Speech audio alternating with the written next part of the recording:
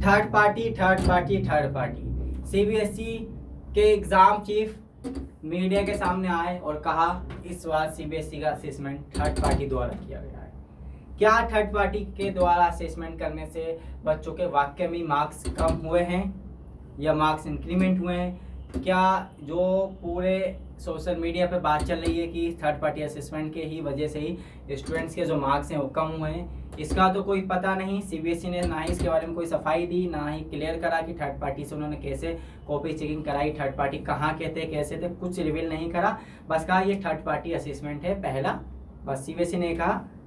और सीबीएसई ने आज ही यानी कि 19/5/2025 को ऑफिशियली सीबीएसई ने नोटिस इशू करके रिवैल्यूएशन के प्रोसेस को समझाने की कोशिश की गई है। लेकिन इस प्रोसेस में सीबीएसई ने सीधी बात कही है, आपके मार्क्स घटेंगे तो घटेंगे, इसमें हमारी गलती नहीं है, हम आपसे पैसा लेंगे और आपकी कॉपी दोबारा चेक करेंगे। मतलब आप अपने कितनी बार सीबीएसई को पैसे देंगे? आप एग्जामिनेशन फीस दे चुके हैं सीबीएसई को, कॉपी चेकिंग को उसमें सब कुछ इंक्लूड होता है, उसके बावजूद भी सीबीएसई क्लियर कह रही हाँ जी पैसा दो, आपके मार्क्स कब बढ़ेंगे तो बढ़ेंगे लेकिन कम जरूर कटेंगे।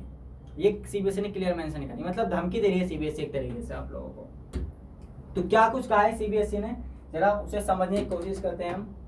तो सबसे पहले सीबीएसई ने क्या कहा, notice for post result declaration facility to student, कौन स्टूडेंट के लिए? 10th और 12th के हर स्टूडेंट के लिए सीबीएसई ने कहा है। तो सीबीएसई ने सबसे क्लियर थर्ड पार्टी के बारे में कोई जिक्र नहीं करा, सीधा क्या कहा सीबीएसई ने? सीबीएसई प्यार से बोले टीचर्स इन्वॉल्व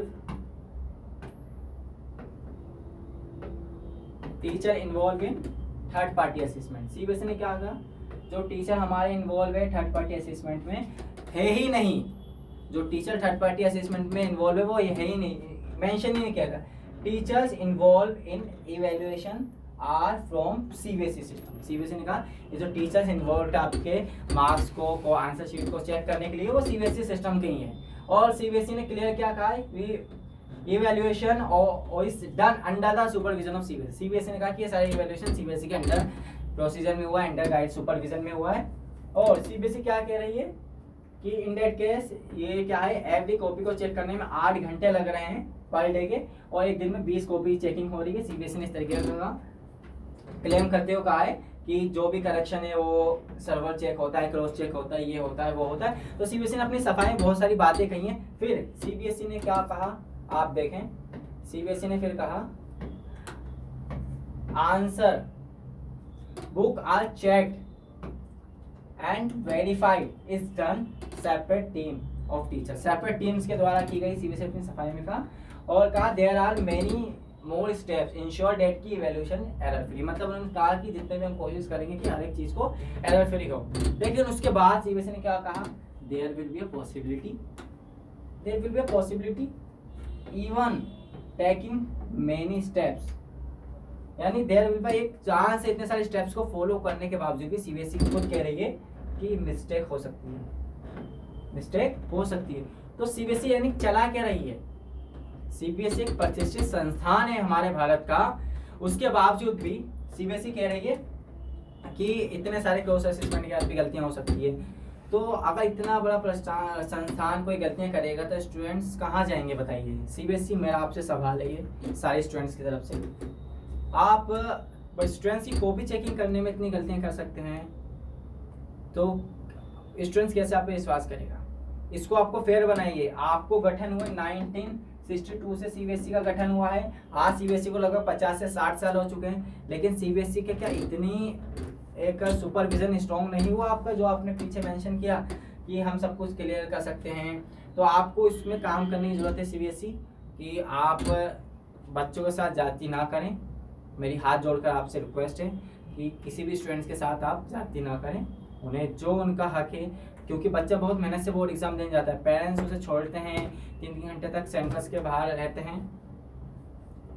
और सीबीएसई ने क्या कहा है, अब आगे देखते हैं सीबीएसई एग्जाम। सीबीएसई ने बताया है की कोशिश करी है कि लास्ट ईयर और इस ईयर में सीबीएसई ने क्लियर बताने की कोशिश की है कि लास्ट ईयर और इस ईयर में इवैल्यूएशन का, रीचेकिंग का क्या प्रोसेस में डिफरेंस करा है, जिसे पूरे मीडिया में हाईलाइट किया जाता था कि हाँ जी अच्छा है, अच्छा हाँ बेनिफिशियल हो सकता है। तो हम देखें सबसे पहले सीबीएसई ने क्या कहा लास्ट ईयर इस ईयर। लास्ट ईयर सीबीएसई ने क्लियरली कहा है कि एग्जामिनेशन 2024 में कैसे पहले वेरीफाई होते थे मार्क्स, फिर स्कैन कॉपी मिलती थी, फिर रिवैल्यूएशन होता था। यानी पहले 500 दे के अपनी कॉपी चेकिंग कराएंगे, वो टीचर्स खुद चेक करते थे हाँ जी कोई plus minus mistake, plus minus means मतलब कोई कॉपी के आंसर टिक हुए नहीं हुए, आंसर चेक करें अनचेक हैं, टोटल में गलती तो नहीं है, ये सब चीज़ें। फिर उसके बाद स्टूडेंट अनसेटिस्फाई होता था तो अपनी स्कैन कॉपी मांगता था, देन उसके बाद उसे लगता था गलती हो गई, देन उसके बाद वो रिवैल्यूएशन के लिए अप्लाई करता था। लेकिन 2025 में सीबीएसई ने माइनर से चेंज करा है, इसे माइनर मेजर कुछ भी कह सकते हैं। क्या चेंज किया है सीबीएसई ने? सीबीएसई ने कहा फर्स्ट स्टेप में सीबीएसई आपको आपकी स्कैन आंसर कॉपी दे देगी। सेकंड स्टेप में अगर आपको लगता है कि कोई मिस्टेक्स एरर करा है तो आप वेरिफिकेशन के लिए डाल सकते हैं मार्क्स के, कि इससे मार्क्स वेरीफाई करिए, हमारे टोटल करिए, इसमें टोटल में गलती करिए, या साथ के साथ आप बोल सकते हैं कि इसका रीवैल्यूएट करिए, यानी कि हर एक क्वेश्चन को दोबारा चेक कराइए, या फिर थर्ड स्टेप में आप दोनों चीज़ों को साथ में करा सकते हैं, आप टोटल भी करा सकते हैं और जो गलती है उसे बता सकते हैं। लेकिन आप सीबीएसई हेडक्वार्टर से इंफॉर्मेशन 10th के लिए ये है कि request of the scan copy students के लिए बता दी, वही चीज़ों को दोबारा बताएंगे। लेकिन जनरल गाइडेंस पे अगर हम थोड़ा सा करें तो सीबीएसई ने कहा है कि जितना भी प्रोसेस है complete process will be online, जितना ही प्रोसेस है वो सबका ओनली ऑनलाइन मोड होगा। सीबीएसई ने क्लियर कहा है the complete process are the making request payment proceed fee online. मतलब सीबीएसई की फर्स्ट प्रायोरिटी पेमेंट हो गई है जी। सबसे पहले सीबीएसई क्या करेंगे जी, पेमेंट डालेंगे जी ऑनलाइन, यानी पहले पैसा आएगा उसके बाद आपकी कॉपी चेकिंग होगी, तो ज़्यादा गलती होगी एक तरीके की। फिर request for all the process will be accepted, सारे प्रोसेस एक्सेप्टेड होंगे ऑनलाइन मोड पे जी। एंड ड्यूरिंग स्पेसिफिक शेड्यूल, एक स्पेसिफिक शेड्यूल होगा, और सीबीएसई की एक और no application after the schedule time date, उसके अलावा सबमिट नहीं की जाएगी, ना ही ऑफलाइन मोड मिलेगा। तो आपके लिए इन्फॉर्मेटिव वीडियो हो सकती है, आप इसे गौर से सुने पूरी बात को। सीबीएसई ने क्लेम क्लियर कर दिया कि अगर आप छूट गए तो छूट गए, इसमें हमारी गलती नहीं है, इसीलिए मैं आज आपके सामने वीडियो बनाने आया हूँ। और सीबीएसई देखो पेमेंट पे पूरा जोर दे रही है कि सारे पेमेंट जी, क्रेडिट कार्ड ये वो सब कुछ होगा। देन उसके बाद एप्लीकेशन क्या कहा सीबीएसई ने, application not submitted as per the instruction by the CBSE will be similarly rejected without any corresponding with the candidate. CBSE मतलब एक जो आपके गलत है तो उसे आप रिजेक्ट कर सकती है बिना किसी कैंडिडेट की मर्जी का कुछ भी। और सीबीएसई क्या कहना चाह रही है आप देखिए, सीबीएसई ने क्लियर कहा, यहाँ पढ़िए इस बात को, once applied no second opportunity will be accorded to ensure this student will submit on online undertaking. यानी कि सीबीएसई ने कहा इससे ऊपर देखेंगे ओनली a single application of each step per candidate will be accepted। यानी सीबीएसई ने कहा कि एक ही एप्लीकेशन आएगी एक स्टूडेंट के बजाय, एक स्टूडेंट की तरफ से, वो भी ऑनलाइन प्रोसेस होगा, दूसरी एप्लीकेशन फाइल नहीं कर सकता स्टूडेंट। यानी कि अगर इन डेट केस आपने पहले मैथ के लिए एप्लीकेशन फाइल करी, आपके टोटल में गलती, तो आपको फिर डाउट हुआ, सेल्फ डाउट है, अरे हो सकता है बाकी सब्जेक्ट में गलती करी, अब जरा उसके लिए एप्लीकेशन डालो। तो सीबीएसई ने कहा जी नहीं भैया नहीं डाल सकते आप, ना बिल्कुल नहीं कर सकते। सीबीएसई ने कहा अगर आपको करना है तो इकट्ठा पैसा दो। यानी सीबीएसई एक तरीके से ये कह रही है कि आप कराएं तो सारे एक साथ कराएं, इकट्ठा पैसा दो। कभी कभी सेल्फ डाउट होता है ना, हम एक करा लेते हैं फिर कहते हैं चलो जरा एक और करा के देखें इसमें गलती है। तो सीबीएसई ने क्लियर कह दिया ना नो। सीबीएसई क्लियर कर दिया आपने क्या करना है, the candidate must decide, advance में डिसाइड करो जी आपको किसके लिए अप्लाई करना है, वन सब्जेक्ट के लिए कर रहे हैं या मल्टीपल के लिए कर रहे हैं, सोच लो। तो डिसीजन तो हमारे सिचुएशन को देख के बदलते हैं ना सीबीएसई। तो मेरी यही रिक्वेस्ट है कि आप स्टूडेंट से इतनी ज्यादती क्यों कर रहे हैं। आप मुझे कमेंट में बताएं आप क्या इस डिसीजन से सहमत हैं या नहीं, कि क्या एप्लीकेशन वाले में एटलीस्ट सीबीएसई को इस वाले में चेंज करने की जरूरत है। स्टेप नंबर 5 में सीबीएसई मेरी आपसे रिक्वेस्ट है हाथ जोड़कर सारे स्टूडेंट की तरफ से कि आप इसको थोड़ा सा चेंज करें, एटलीस्ट इस पॉइंट को आप चेंज करें कि सेकंड चांस भी दिया जाए स्टूडेंट को। क्योंकि एक बार स्टूडेंट जब रिवैल्यूएट करा लेता है कॉपी तो उसका दोबारा से मन होता है कि वो जाके दूसरी कॉपी चेक कराने की कोशिश करे।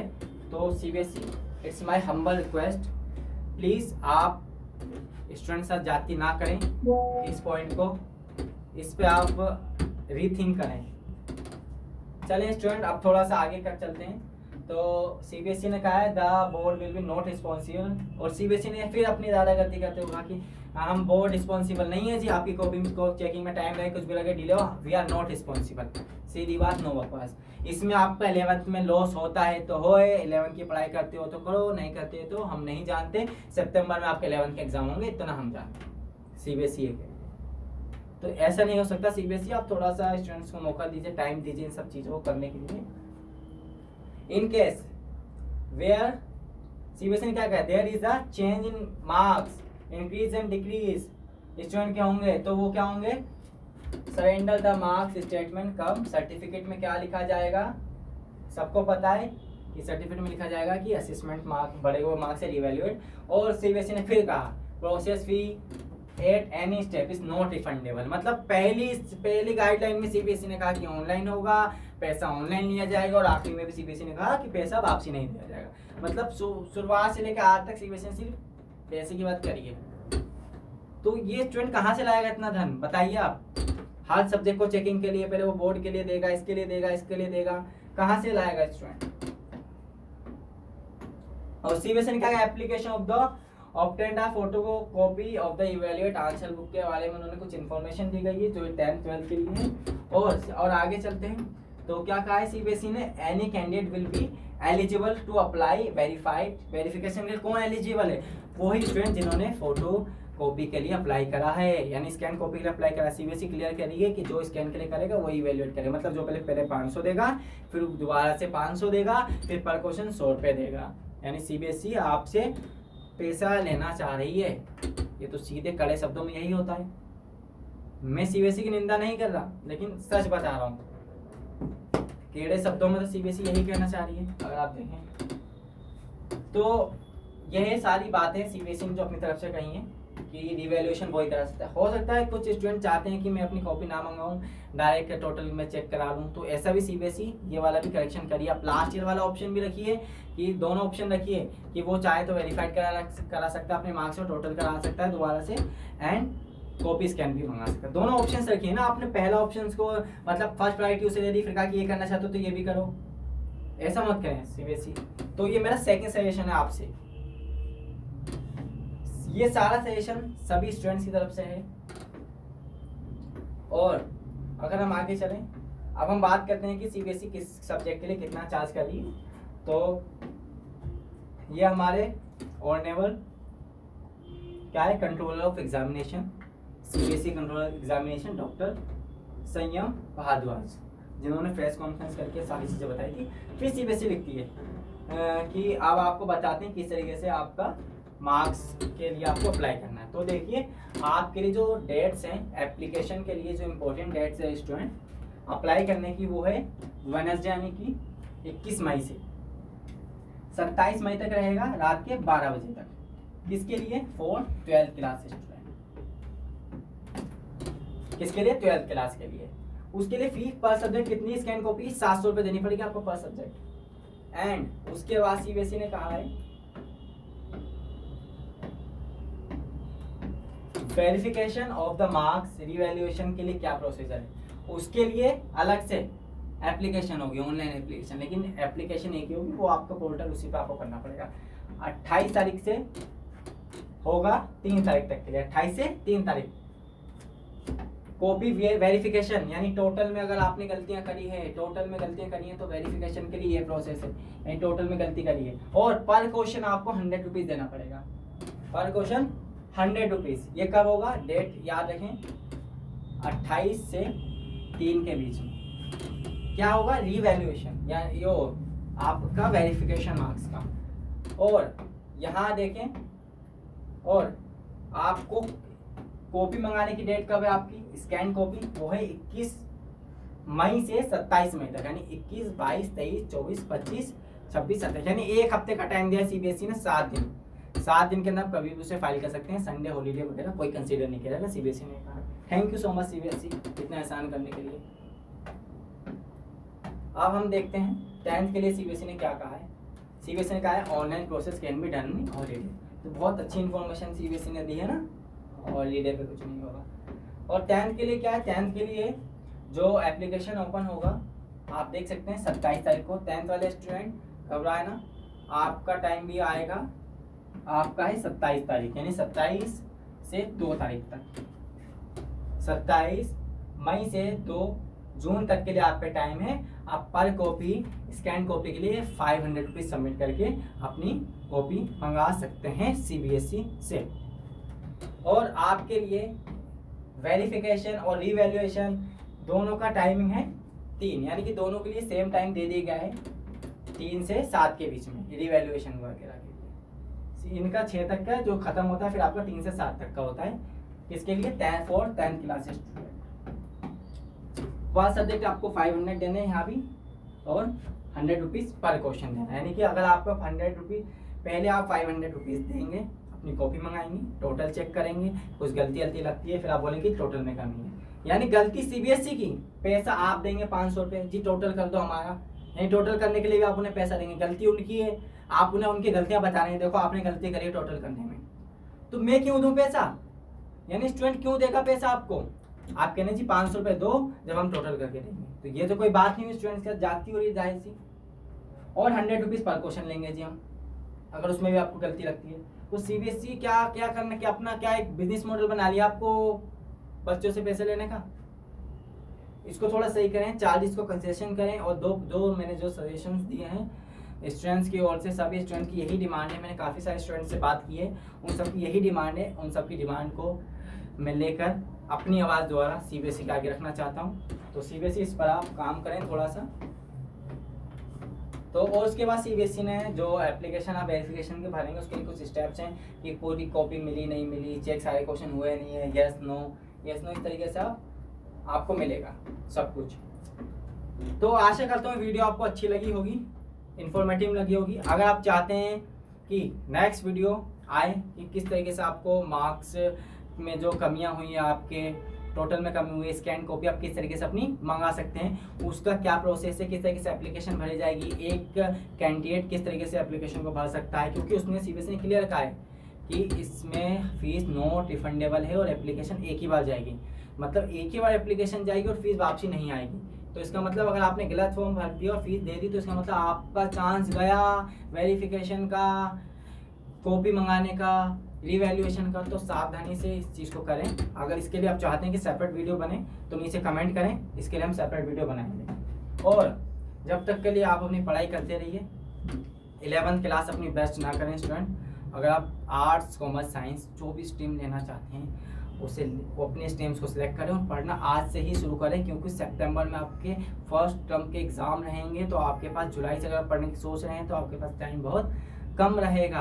तो अभी से मेरा सजेशन है कि आप पढ़ें। और एक बात और, अगर आप चाहते हैं, कंफ्यूज हैं कि 11th में क्या स्ट्रीम लेनी चाहिए, इसके रिगार्डिंग कंफ्यूज हैं, तो आप कमेंट करें। इसके रिगार्डिंग भी वीडियो जल्द से जल्द अपलोड होगी इस चैनल पर कि 11th में कौन सी स्ट्रीम सेलेक्ट करें, क्या आपके लिए बेस्ट है। और बहुत सारे स्टूडेंट से मैंने पर्सनली बात की, वो स्टूडेंट कंफ्यूज हैं कि कितने मार्क्स पे मुझे आर्ट्स, कॉमर्स, साइंस मिलेगी नहीं मिलेगी।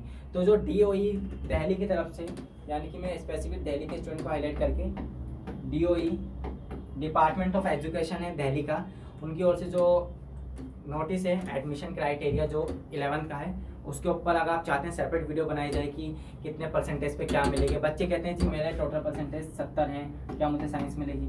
आपके टोटल परसेंटेज के अलावा भी आपके साइंस, मैथ्स और इंग्लिश, इनके मार्क्स भी कंसीडर किए जाते हैं साइंस लेने के लिए। तो आपकी सिर्फ एक परसेंटेज काफ़ी नहीं है, इन 3 सब्जेक्ट के मार्क्स भी कंसीडर किए जाते हैं। तो इसके लिए कंफ्यूज है तो आप नीचे कमेंट करें। जब तक के लिए अपना ख्याल रखें। इस चैनल पर बने रहने के लिए हृदय की गहराइयों से आपका प्रेम पूर्वक धन्यवाद।